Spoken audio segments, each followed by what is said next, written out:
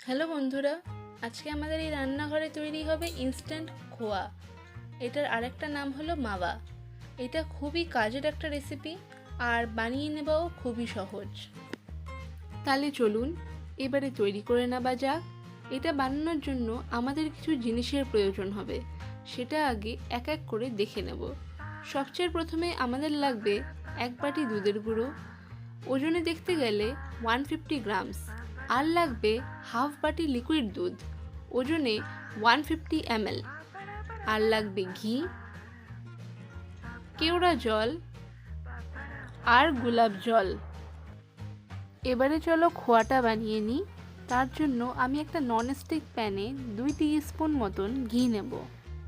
ঘিটা হালকা গলে যাবার পর এটার মধ্যে আমি অর্ধেক বাটি মতন দুধ দেব।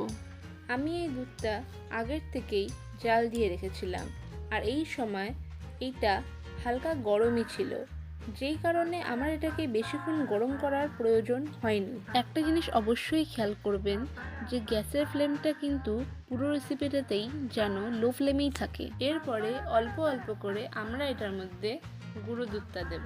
হালকা হাতে আস্তে ধীমে এটাকে মেশাতে থাকতে হবে।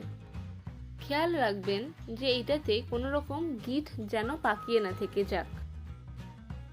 আপনাদেরকে আমি তাই বলেই গ্যাসের ফ্লেমটা লো রাখতে বলেছিলাম, নয়তো গ্যাসের ফ্লেমটা বাড়ানো থাকলে পারে আপনারা এটাকে মেশাবার সময়টা পেতেন না আর এটাতে গিট পেকে যেত।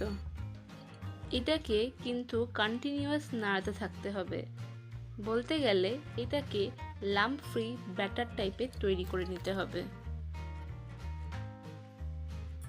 আপনারা দেখতে পাচ্ছেন নাড়াতে নাড়াতে আমার অনেকটা সময়ই হয়ে গেছে, আর এটা ব্যাটারের কনসিস্টেন্সিতে চলে এসছে, মানে হালকা একটু ঘন ঘন হয়ে আসছে। এই সময় আমি এটার মধ্যে কেওড়া জল আর গোলাপ জল অ্যাড করে দেব। আমি এখানে কেওড়া জল 5 ml আর গোলাপ জল 5 ml অ্যাড করলাম। এই দুটো জিনিস অ্যাড করার পর আরও কিছুক্ষণ নাড়তে হবে।